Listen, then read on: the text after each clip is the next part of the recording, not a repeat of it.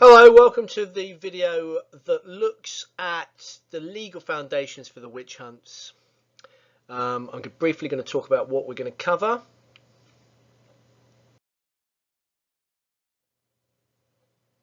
Now, before I get into showing you the contents of what we're going to be looking at in this video, here's an explanation of why this topic is so important. Now, Brian Levac, probably the foremost historian on the witch hunt, in 2006 summed this up really nicely. Very useful quote to have up your sleeve.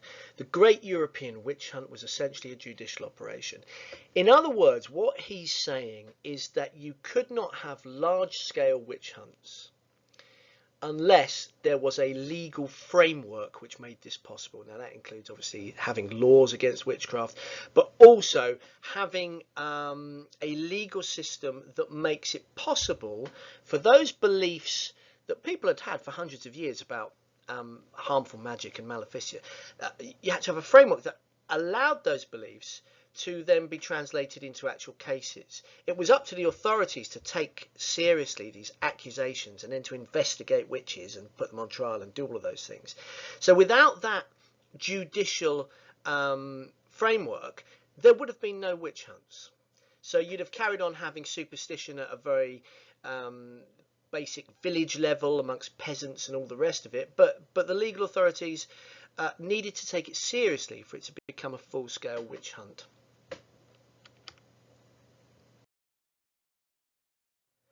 And the other thing that Levac says about this is that the legal system provides the necessary preconditions for any witch hunt to take place. Without there being the legal framework, it doesn't happen.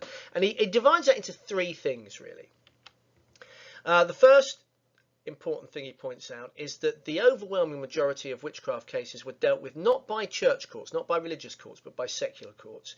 And so we're going to explore that. We're going to explore why they became involved in the first place and sort of when that was. And we're going to look at the key difference between secular, non-church courts and ecclesiastical church courts. Because the way they viewed witchcraft was very different, and the way they actually treated women who were suspected was very different, as you're going to find out. So that's the first ingredient, the important role of secular courts in this. And the second thing that Levac points out is that in a lot of Europe, actually not England, but in a lot of Europe, you had a system called the inquisitorial system. And this was a framework that affected how crimes were investigated, the way the trial system worked, and it also explains how the process worked of people being accused of things. Now, he argues that the inquisitorial system in Europe made it more possible for accusations of witchcraft to be made, and we'll explore that. And finally, and it's not surprising this one at all, Levac points out that the use of torture was a key ingredient in creating any large-scale witch hunt. And so we need to explore the methods of torture that were used in the 16th and 17th centuries, and crucially we also need to think about the effects that this had. Not the effects it had on the women, very painful, that's one effect, but the effects this had on creating sometimes chain reaction hunts in which the number of accused would sort of spiral out of control. So we'll look at that as well.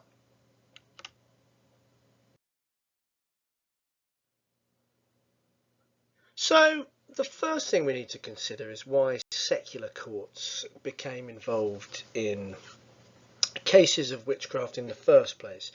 Now, traditionally, there'd been a long-standing belief in magic, or even harmful magic, for hundreds of years. And traditionally, it had been the church who, certainly during the Middle Ages, had dealt with accusations of witchcraft. Now, this continued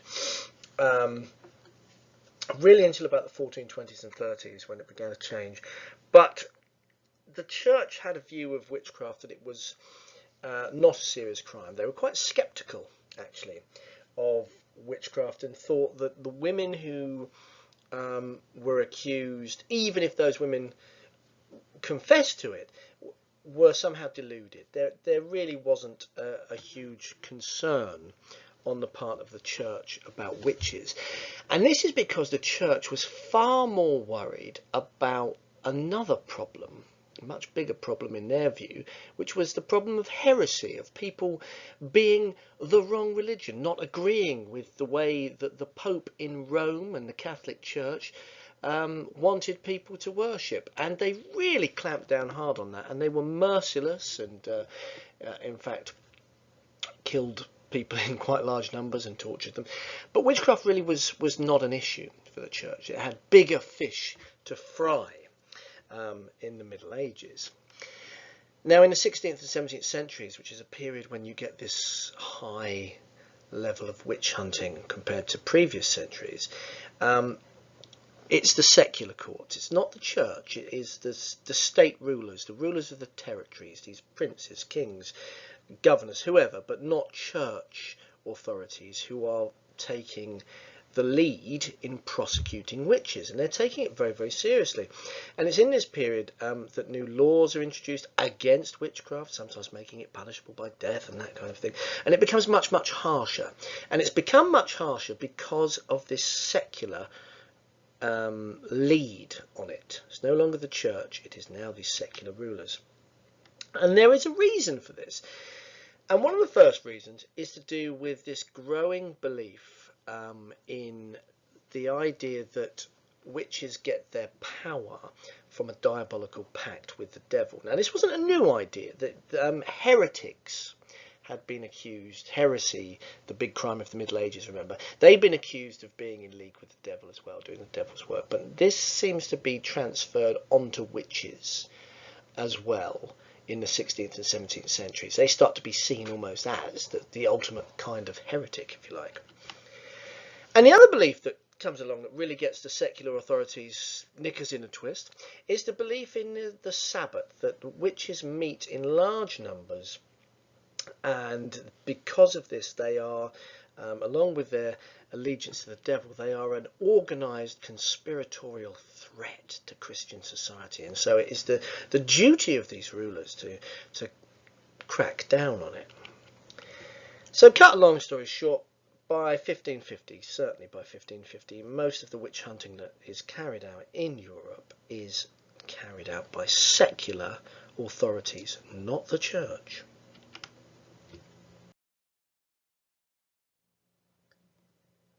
And that's important, and it's important because, as we mentioned before, the church had tended to be much more lenient.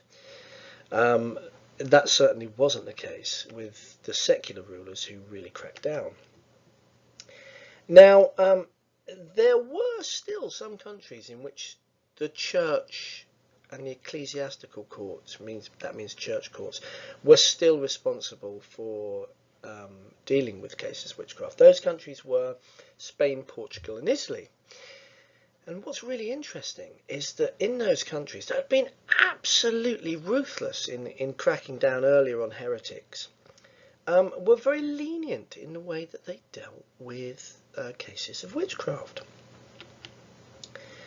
As time went on in other countries, secular courts were taking more and more interest, and they were taking more and more powers from these church courts. And especially in Protestant countries, where they've broken away from the authority of the Pope, there is a real tendency for secular authorities to almost shut down church courts, because of course Protestants believe that the ruler, the secular ruler, is the head of the church in that country and not the Pope. Anyway, what does this mean? Well, this is the headline to take away from all of this. In those areas where the church kept responsibility for witchcraft, even in the 16th and 17th centuries, in those areas, Spain, Portugal and Italy, there were far fewer prosecutions. There was just as much, a misogyny and suspicion of women and all of those things that sort of are ingredients for a witch hunt. But there were far fewer prosecutions. And we think the reason for that is because in those countries, it was what we call the Roman Inquisition, set up by the church in Rome, set up by the Pope. They previously investigated heresy, but the Roman Inquisition is a church organisation, and they had very high standards of proof in witchcraft cases. You needed at least 2 eyewitnesses. Now, if you think about it, in a witchcraft case, that's very rare, isn't it? For various reasons. 2 eyewitnesses and a confession. Now notice I'm saying and, I'm stressing that, and you'll realise why later. Also in those places, they would torture the life out of heretics, no doubt about it, and had done previously, but there was much less use of torture in cases of witchcraft. And you will see why that's important later. And as a result of these higher standards of proof and the fact that they're not using torture as much to get confessions from these women, there were no large-scale witch hunts in these areas. So I want to really emphasise this. If we're thinking about the legal framework which made witch hunting possible, one of the key ingredients is having a secular judicial system.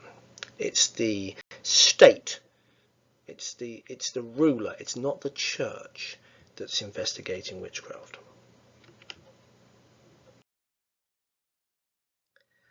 Okay, now second reason that Lavac talks about is something called the inquisitorial system. Now don't confuse this with the Roman Inquisition that I just mentioned. Don't confuse this with anything to do with the church. In this sense, when we talk about inquisitorial, we're talking about a system of investigation that's about asking questions and that kind of inquisition, as opposed to the Roman Inquisition and the church. It's got nothing to do with it. Same word, but nothing to do with it. Okay, so the inquisitorial system is a legal system, starts to be used in Europe in the 13th and 14th centuries. It had been set up usually to deal with the fact that crime had been going up in those years, and also there was this big threat of heresy, which of course the church had been worried about. Now, under the inquisitorial system, witches were accused in a certain way. In fact, all crimes were dealt with in the same way. The accuser, a neighbour, might accuse their neighbour of being a witch. She's made my cow ill, or whatever. So there's an accusation made. Okay, that's one way that an accusation could trigger a prosecution. Or it doesn't necessarily need to be an individual. It might be the community, the village. Well, she's been a bad sort, who accuse a member of their community of being a witch. They would report this to the local magistrate or the local judge. But there's a third way. Judges themselves, court officials, prosecutors could actually bring a case against a woman, could make an accusation based just on rumours. Or, if they dealt with a suspected witch and she had made a confession that then named others, that could then lead to them prosecuting those others that were named. So why was this something that would make a witch hunt more likely? Well, my favourite, Brian Lavac, his quote is this: "It made individuals vulnerable to frivolous, malicious, politically motivated, or otherwise arbitrary prosecutions." In other words, it made it easier for people to be falsely accused or even, accused because their neighbours did not like them. Now, that's not to undermine any belief in witchcraft that people had. People certainly did believe in witchcraft, but this made it more possible that an accusation would result in a prosecution. And it also meant that the prosecutions could sometimes, they didn't normally, but could sometimes come from above. If you've got the elites in society, the judges, the court officials, the prosecutors, they could make accusations themselves. It wasn't necessarily always having to come from below, from the village, from the neighbours of the suspected witch. Now, this could cause a problem, because if the elites in this period were starting to believe and be really worried about the diabolical pact and the Sabbat, the inquisitorial system made it possible for them to accuse women themselves. Okay, so that's the inquisitorial system. The second part of the inquisitorial system is to do with, once a woman's been accused, how then is the whole thing investigated? Well, we have in our mind this sort of slightly wrong image of testing witches, don't we? She's a witch! How shall we test her? Well, there's this idea that you could see if a witch floated. If she floated in God's pure water, that meant his pure water was rejecting her, and then so forth. She was guilty. And if she sunk, well, she might drown, bad luck, but she was innocent. God's pure water is accepting her. Now, this was a test that had been used in the Middle Ages. It had not been used for witchcraft. It had been used to determine guilt or innocence. It was part of what was called trial by ordeal. Now, I hate to use a sixth form expression, not going to lie. This was used from time to time to test for witches, but in the vast majority of cases, it was not used. This is not how they determined guilt or innocence. This is what happened when local people took control of things and were acting on their own behalf, when the authority and the law had broken down. The law did not recognise this as a test for witchcraft in the inquisitorial system. So what they did to investigate is not to try and float women in the river. Instead, you'd have the judges and the people that work for the judges, their subordinates. They would interrogate the accused woman, and they would, or man sometimes, and they would also interrogate, ask questions of the witnesses. So lots of questioning. They had pretty high standards of proof, because witchcraft in a lot of these places was punishable by death, and any crime punishable by death required certain standards of proof. They required the secular courts the testimony of 2 eyewitnesses, again, almost impossible to get those in maleficia cases, or the accused witch to confess. Now, here's the thing. Where church courts were still operating in Spain, Portugal and Italy, the Inquisition, the Roman Inquisition, the church, had higher standards of proof than these secular areas, these secular jurisdictions, because they required testimony of 2 eyewitnesses and a confession. Now, in secular systems, the inquisitorial system in secular states and territories, it was the testimony of 2 eyewitnesses or a confession. So the standards of proof are lower. So what does that mean? Well, the headline to take away from this is that if a judge could get a confession, they could get a result. That is proof. If the witch confesses, she is guilty. And so there is a need under this system to ensure you get that confession, because you're not going to get the eyewitnesses. So how do you get the confession? Well, a brilliant way of getting confessions is torture, pain. Basically inflicting pain on someone, not killing them, inflicting pain on them, not as a punishment, but as a way of getting them to confess. And so this links to the third thing that Levac identifies as being part of the judicial conditions necessary, and that's the use of torture.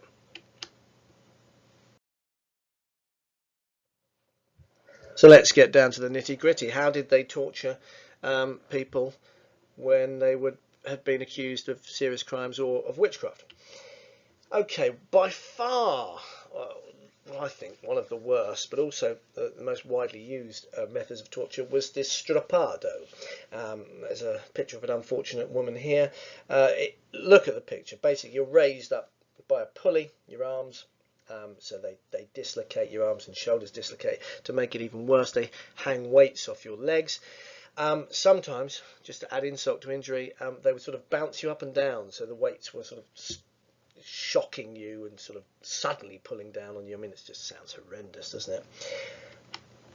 The other thing that might be used on suspected witches was thumb screws. Okay, so there's a picture of a thumb screw there. It's literally what it says on the tin. Your thumbs would go in the bottom.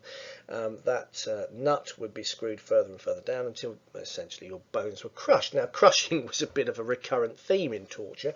So you might have leg screws, which were the equivalent, but on your legs. Head clamps.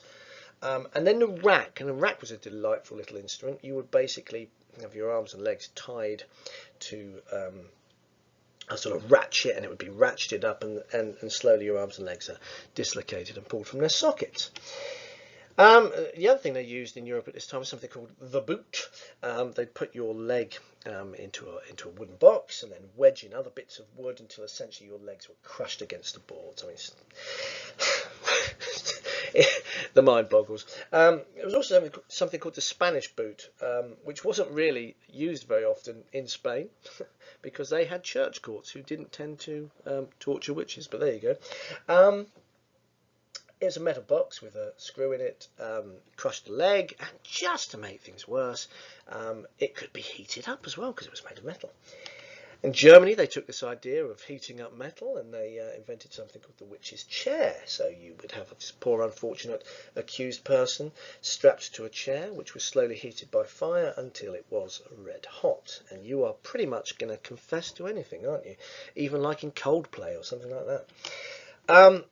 Okay, now this last one is classed as torture, I would think nowadays, but certainly wasn't classed as torture, although it was just as effective as torture, and it's sleep deprivation. It's keeping people awake for hours and hours and hours, days even.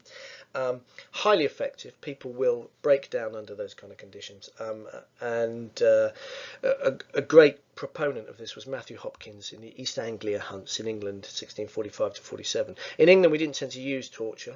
So we didn't tend to have large numbers of women being prosecuted. But in the East Anglia hunts, there were. And we think it's partly to do with the fact that Hopkins was using this method, which is, in all but name, was torture. Now, it's worth stressing, in the 16th and 17th century, again, it's the secular courts that are using torture much more than the church courts in Spain, Portugal or Italy in cases of witchcraft. Yes, the church had invented a lot of these methods of torture to deal with heresy earlier, but actually in the 16th and 17th century, in the witch hunts, it's those secular courts that are doing this.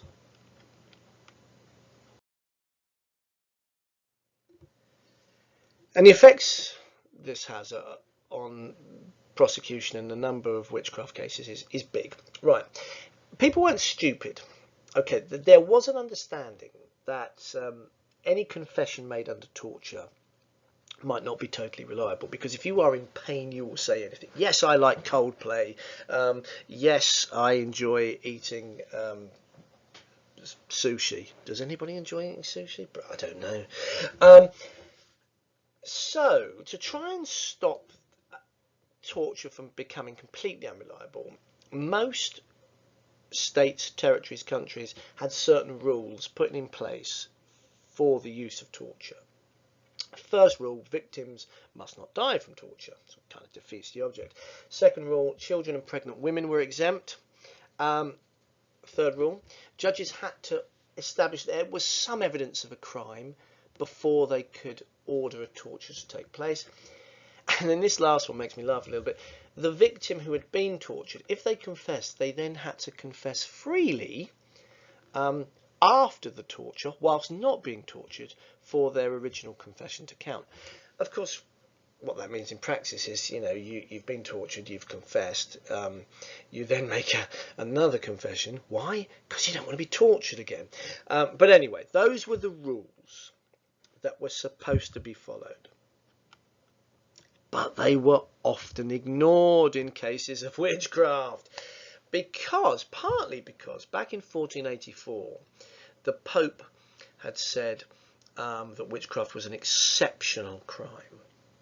So it could be treated differently to other crimes. Now, also think about this. Torture was a very effective way of getting a confession. So if you couldn't get eyewitnesses, which you're not going to, this is the only way you're going to get your proof, in inverted commas. So because you've got this inquisitorial system desperate to get proof, abuses in torture, not following the rules, become more common. So you would get people repeatedly tortured, time and time and time again, until they gave the confession.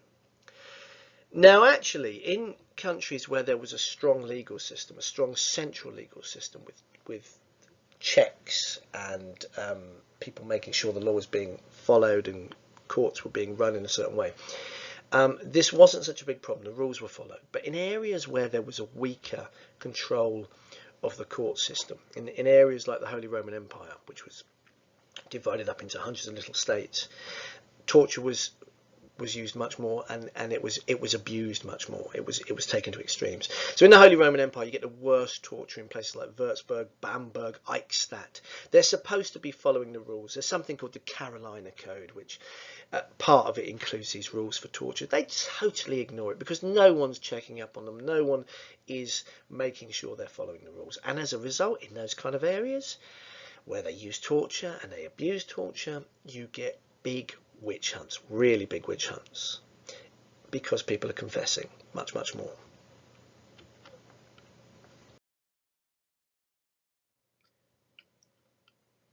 So linked to that is the effect torture has on creating sort of chain reaction hunts, and we're gonna try and explain why that is. Chain reaction hunts have got out of control.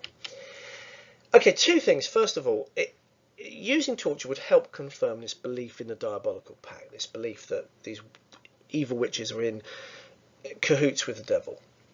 And that's because, your interrogator, your torturer, whoever's asking the questions, might have read a demonological book, the Malleus Maleficarum, that talks about the devilish pact. So they ask questions like, is it true that you have made a pact with the devil? And then they torture them. And then they get the answer they expect. Oh yes, I made a pact with the devil. He's a great mate of mine.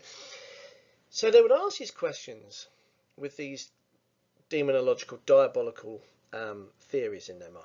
So they're asking questions. They're getting the answers that they want and expect because they're using torture. And then that trial, or those witchcraft cases, are written up. They're written up in pamphlets, or they're reported. I mean, people documented things. This is the 16th, 17th century. So someone else might read about all these cases in Würzburg and Bamberg. All these women were confessing to a pact with the devil. Well, of course they were. They were being tortured. But this then spreads that idea. It helps embed that idea that witches are somehow linked to the devil. Now, if you add to that the idea of the Sabbat, the idea that was really popular in Central Europe,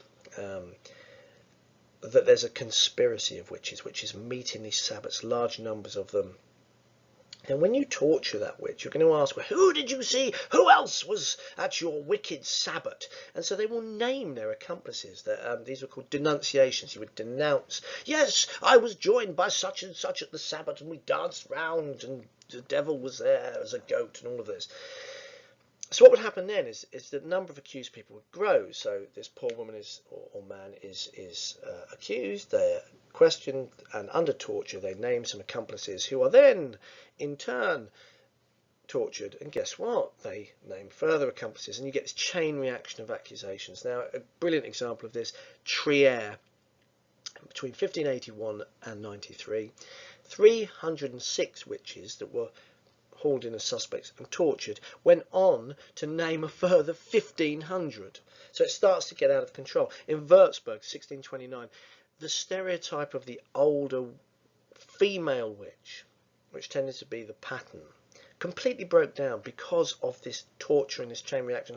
And in the end, it got so out of control that people were naming all sorts of others, children, bishops, the wives of the mayor, are very important political people, and it was clear that they were, just naming people, so you could get these chain reaction hunts that got totally out of control because of the input of torture. And the other thing that, of course, torture ensured is that you got that confession, and so that meant proof of guilt, and that meant a conviction. So where you had torture being used and especially abused, very high rates of conviction for witchcraft. In areas like England, where they didn't really use torture that often, much lower conviction rates. A lot of women got off, they got away with being accused, they found not guilty. Also in those areas where the Roman Inquisition, the church courts, were still dealing with witchcraft, in Portugal, Spain, Italy, they didn't use torture anywhere near as much. And in those areas as well, as a result of that, much lower rates of conviction.